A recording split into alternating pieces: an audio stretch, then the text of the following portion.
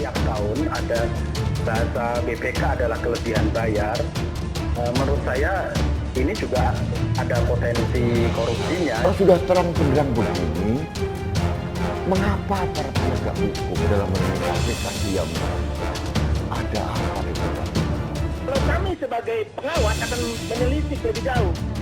Kesalahan administrasi itu apakah oleh karena kesengajaan atau cara lain? Nah, ini penting. Yang kedua, tadi Ibu menjawab bahwa tidak melanggar aturan. Tidak mungkin tidak melanggar aturan itu. Tidak ada aturannya yang dilanggar. Jadi itu pinjaman kepada Bank DKI itu dilaksanakan pada tahun 2019. Jadi Pemprov meminjam kepada Bank DKI, itu jelasnya gitu. Dan ini menurut Pemprov diselesaikan juga di APBD tahun 2019. Jadi memang waktu itu kalau saya bisa membaca ada ketergopoh-gopohan lah.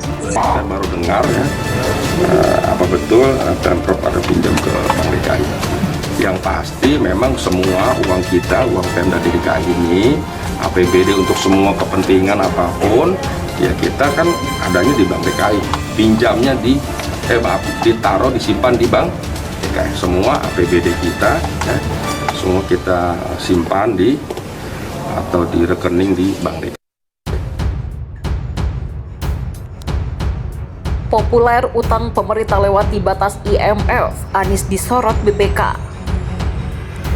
Badan Pemeriksa Keuangan atau BPK menyebut telah terjadinya tren penambah utang negara hingga melewati batas yang direkomendasikan IMF atau International Debt Relief atau IDR.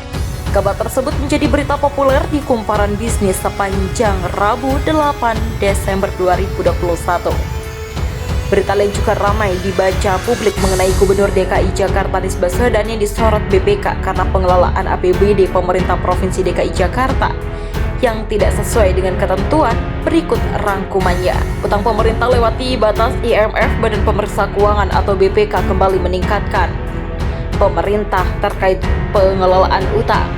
Lembaga tersebut membeberkan telah terjadi tren penambahan utang pemerintah. Hasil review atas kesinambungan fiskal tahun 2020 mengungkapkan antara lain adanya tren penambahan utang pemerintah dan biaya bunga yang melampaui pertumbuhan produk domestik bruto atau PDB dan penerimaan negara. Tulis BPK dalam hasil review atas kesinambungan fiskal 2020 yang dirilis BPK dalam IHPS semester 1 tahun 2021 pada Rabu 8 Desember. BPK bahkan juga menemukan indikator kerentatan utang tahun 2020 telah melampaui batas yang direkomendasikan IMF dan atau International Debt Relief atau IDR. Adapun indikator kerentatan utang 2020 melampaui batas yang direkomendasikan IMF atau International Debt Relief atau IDR, yaitu rasio debt service terdapat penerima sebesar 46,77% melampaui rekomendasi IMF sebesar 23-35%.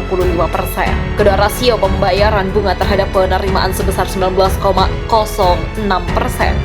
melampaui rekomendasi IDR sebesar 4,66,8% dan rekomendasi IMF sebesar 7-10%. Ketiga rasio utang terhadap penerima sebesar 369% melampaui rekomendasi IDR sebesar 92-167% dan rekomendasi IMF sebesar 90-150%. Sampai September 2021 total utang pemerintah tercatat mencapai 9.711,53 triliun